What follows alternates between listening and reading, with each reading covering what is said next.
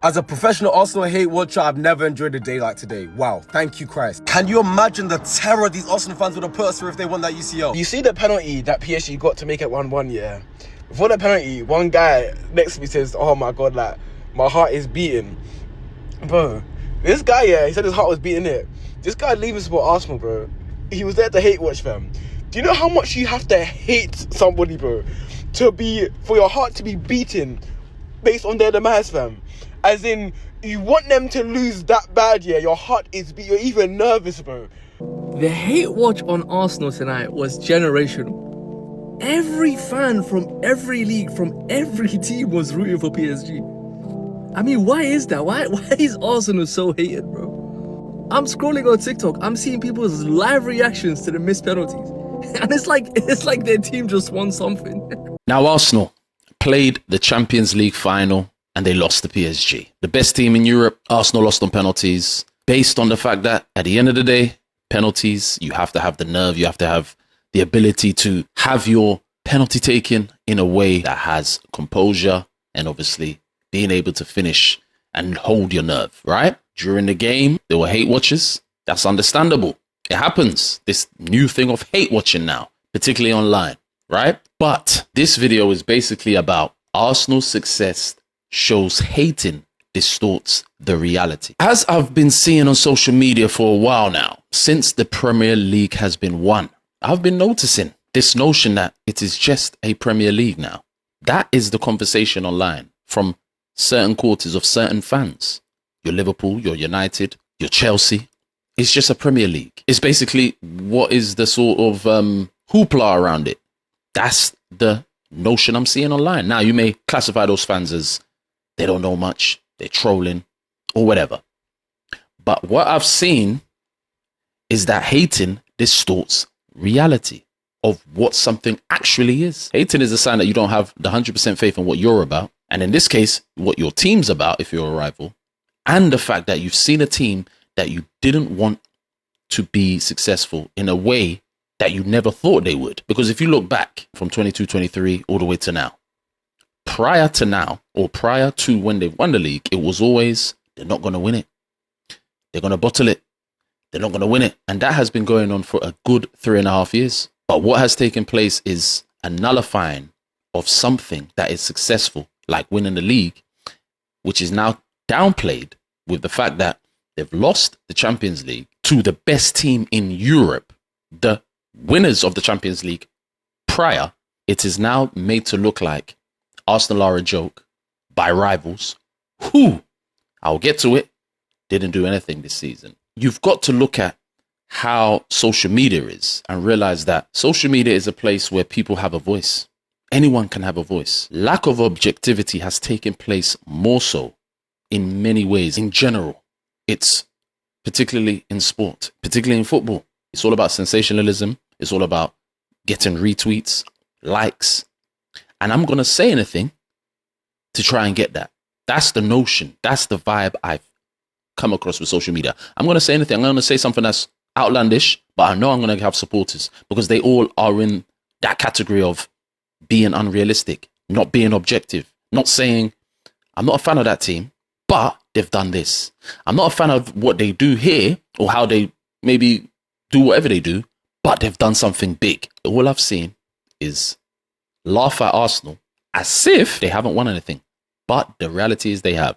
So the hating shows a lot about the deficiencies in fans and what they are having from their own teams. Your Chelseas, your Tottenhams, your Liverpools, your Uniteds, Man United. You've got to look at it. Even Man City to an extent. Yes, they won 2 cups, but losing out by not doing their job against Bournemouth. Even some of their fans are making this Champions League loss seem as if it is a dampener on the reality of winning the best league in the world, according to many fans, pundits, and players. So hating is distorting the rivals' reality of their situation in their clubs and the fact that Arsenal are the best team in England as it stands. Rivals, it's all good for banter, rival fans.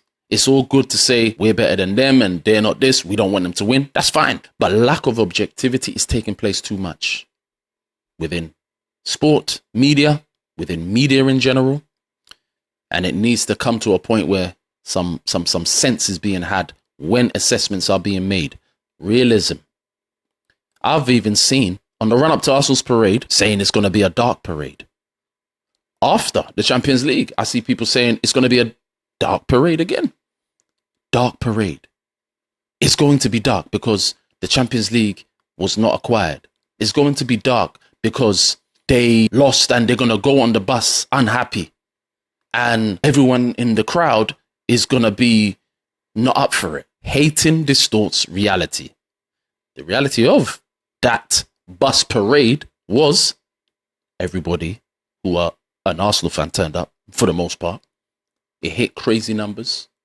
Talks of a million. It went through North London. If you saw images, pictures, clips, you will see the Arsenal fans, the Arsenal players not looking anything apart from happy. Again, illogical thinking is happening too much online and people are running with it.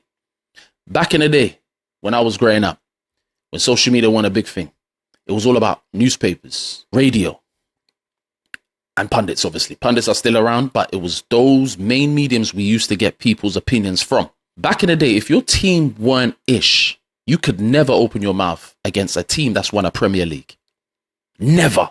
But today, the hating, or if you want to call it trolling, has become such a thing that we're not getting objectivity about something that is considered the best you can do by winning your country's league. If you win a league over a stretch, you are the best and you have to be respected for what you did. It's the lack of objectivity of something that has been done on a monumental scale, and now rivals who haven't done anything in the season, who've spent crazy amounts of money, Liverpool, and opening their mouth as if Arsenal are not the champions. You can just give props and say you're not a fan of such and such, but give props where it's due. That's what has to happen. Back in the day, as I alluded to, pundits, newspapers were the places you can only get stuff from. You didn't have a big noise about certain things apart from when it was in the papers. So you will see pundits or you will see newspaper writers. Some of them will chastise them, chastise players. And that was typical, as they call it, the tabloids back in the day. But that's where it ended. But props were given whenever a team showed that they were the best team in their country and in the league. But today, hating is distorting it. And it's made to look like Arsenal's achievement will be a dampener, or Arsenal's achievement is not that big. It's just a Premier League. I've been seeing terms like that. Where are we in sport? Where are we in this ecosystem of understanding what's real, understanding what's fake, and taking only the logical, objective assessments? Because there's a lot of channels doing their thing, but a lot of it, and a lot of people on Twitter particularly, are not showing objectivity. And that is the gripe I have. Hating is distorting so many fans' reality. You've got Manchester United and Man City bunching together. Man City and Man United, when? You flopped. United, by their standards, again, flopped. It doesn't matter if they finish third. That is not United's standards that I grew up on, and trying to diminish an achievement that if you had, it would never be diminished. If you are a rival, if you had won the league, if Liverpool, if City, if Chelsea, whoever had won the league, it would have been something that you fans would have been going crazy on online. But because a team that you've watched for years be in the mud, it's now causing unrest. How did that team do it eventually? Even this season, people were saying, nah, Man City will catch them. It's the hate and the dislike that's made you guys not say the truth about someone's success. And it's a teachable moment as well, just in general. When you're trying to do something that is supposed to be positive, you've changed the culture on things. You've changed the ideology on things. You've changed how you approach things. And you've made everyone come together that is supposed to come together. And you've made it clear on what the course will be. If you've managed to do that, batten down the hatches and do what's required, and you're still getting hate, you better check the people that don't have what they need. And I think this is the prime example of it. The Chelsea's finishing out of Europe positions. The Tottenham's scraping relegation. The Liverpool's just getting Champions League football. This is where we are. Everton opening their mouth on Twitter. Crystal Palace winning a Conference League that, quite frankly, what is that? Opening their mouth. Disparaging comments against a team that's won the best league in the world.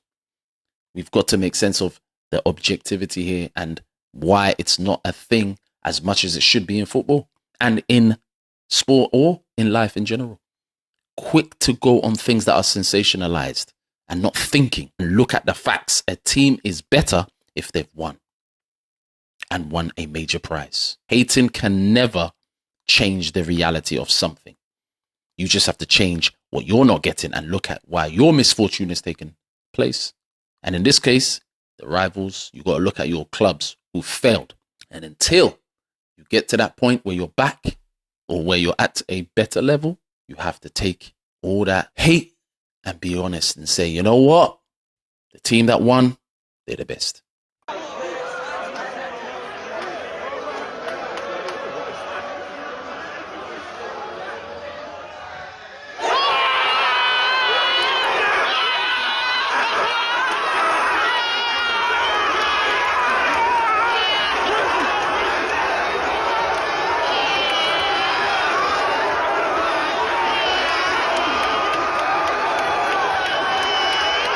I'm also noticing that teams, rivals, seem to get enjoyment from other teams' mishap. This was a prime example of that when Arsenal lost the Champions League, jumping up and down. And there's been many places like that as well, where people are more happy about a team who's in a competition, the best competition in club football, and getting very close, losing 4-3. And you're jumping up and down. Celebrating more than you've celebrated for your own team in the season. It seems rivals are more content with another team not doing well than their own team doing well. We're in a new age. It wasn't like that back in the day.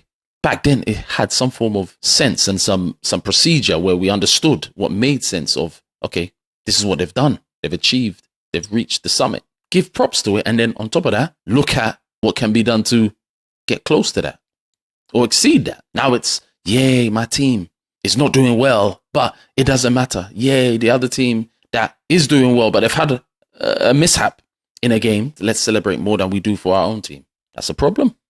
They hate Arsenal more than they love their own club. I've seen it in real time. If any of you man watched that game today with any rival fans present, you would have seen it in real time too. You would have clocked it. Do you know the elation I'm seeing on people's faces today for this Arsenal loss?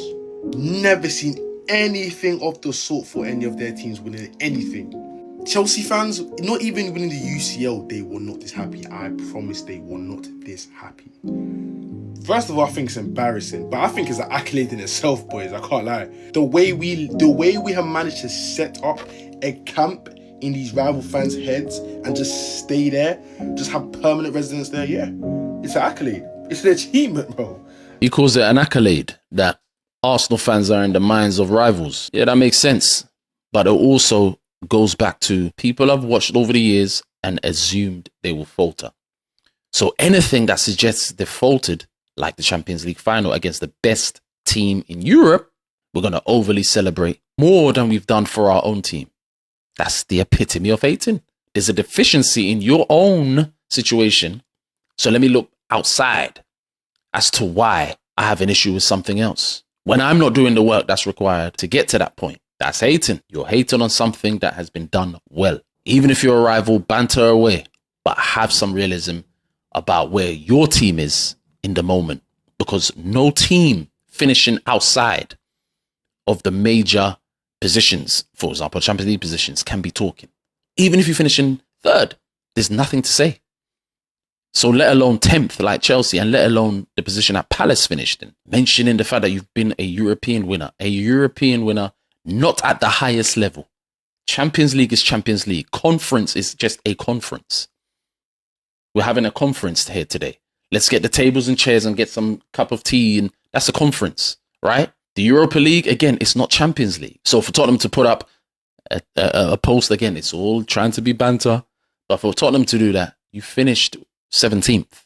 Europa League is not the Champions League. So again, you've put up a trophy not in relation to what you're trying to make a joke on. Again, lack of objectivity. Chelsea put up the Champions League. Okay, that was a bit more understandable. But even then, they had to apologize because they realized they were poor in the season and they're not going to be in that competition that they paraded online. Clubs are jumping in, trying to troll, and companies in different realms and in different remits, not just football, are doing all of this. It has to get to a point where we have to see some sense sometimes, because you're messing up the atmosphere and the ecosystem, in my opinion. You're cheapening it. Has to be some discourse that has some sense and relevance. When it comes to Arsenal, yeah, common sense goes out the window. I've got fans of teams that finished 3rd, some even 10th, some even 17th, messaging me, calling me, laughing. I'm confused. You know who I am? I'm Prem champion. I won the league last week. Yes, I'm upset we lost today on penalties, but all you've had to celebrate is your player getting player of the season. Warra Trophy. You finished 10th below Sunderland, who got promoted last year. Warra Trophy. You survived relegation on the last day as a Big Six club. Warra Trophy, but yet you're calling my phone to message me. I don't get it. Liverpool fans, 500 M spent, you finished 5th. Barely got the European football. And you're calling me. I won the league last week. Know who you're talking to. Prem champion MK. That's my name. This is where we are. We have to get to the point where, you know, we're using sense. We're using realism. We're taking everything that doesn't make logical sense and seeing things for what they are, the reality of what something is. That's what needs to start taking place as time goes on. I hate watching. Hey, I don't really care about that, but if people do it, Arsenal fans, they will do it as well. And every rival fan will do it. If you're the best team, it gets proven by winning the biggest trophy, which is your league trophy, your league participation of 38 games in the Premier League. If you are the best, there's nothing else you can say. Nothing can be dampened. No parade, no perception of the team, nothing. There's nothing that can dampen it. You can have a disappointment, like a Champions League. To even get to the Champions League final is an achievement. To even play the best team and lose on penalties 4-3 is something to learn from. But that's something, again, we won't look at it from that perspective. It's something to learn from. It's something to use based on the fact that the team, Arsenal, are still at a point of learning new things, because these are new territory for this particular team. On Twitter, there was a comment, and there was one that said, why do people hate Arsenal so much? What's the lore behind the Arsenal hate? Much of this Arsenal hate has to be forced, by the way. I just refuse to believe that these many non-Premier League fans actually hate them. A lot of this is people jump on what people say. So it could be a couple of people may say the word insufferable. Some of them are this. They have unrealistic expectations. Some of them, you know, say too much on AFTV or whatever it is. You bunch every person in one group, and when one person says, or a couple of people say the words or the same words, insufferable, everybody starts saying it. Everyone is sheep online. Sheep. You can't even really be honest in your assessments and objective into why they get disliked. It's all these things that you've seen in other tweets that people are copying and saying. When something gets said on maybe TalkSport, Simon Jordan, then someone jumps up, yeah, that's what it means. That's why, yeah. Or someone else says, oh no, that's why. It's like, I'm not seeing anything that I've not seen. I need to see something that at least gives me more understanding, because some of the answers is because they believe they're this, or some of them are unrealistic. There's unrealistic fans in every camp. There are annoying fans who go over the top in every camp. There are big platforms with fans who do some of the most annoying things or say things and for clickbait. It's amongst this environment of sport. The emotions get to people, but I don't see something that is particular to Arsenal. I see annoyance in so many other things and other teams. Another tweet said they hate Arsenal more than they love their clubs. Mental illness. That's the clear-cut indication that hating is also a mental illness. It gets to that point because if you hate to that point, your reality is distorted. You need to look at the deficiency in your club or in your life. This is not just about football for a second, and see why there's an issue. And when someone is shining, let them do their thing. You don't know how they do it. You don't know if it's right or if they're doing something wrong to get it. Just know you've got to focus on your thing, on your plate. Once you focus on your play, you have a better chance to look at the scene and see what else is out there. But for now, you rivals, you have to do better as a fan base. Your clubs have to do better. Your spending has to be better. All of these things, the things that Arsenal weren't doing many, many years ago, they're now doing better.